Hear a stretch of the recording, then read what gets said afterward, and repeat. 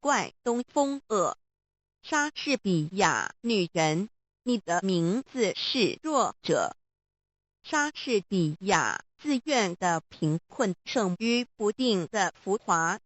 穷奢极欲的人要是贪得无厌，比最贫困的而知足的人更是不幸的多了。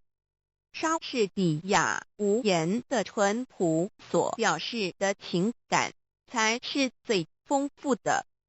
莎士比亚无言的淳朴所表示的情感才是最丰富的。莎士比亚真正勇敢的人，应当能够智慧地忍受最难堪的荣辱，不以身外的荣辱介怀。用息事宁人的态度，避免无谓的横祸。莎士比亚多听少说，接受每一个人的责难，但是保留你的最后裁决。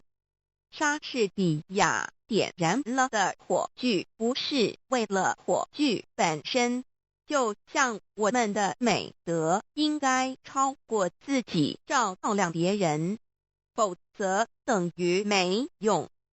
莎士比亚友谊在别的事情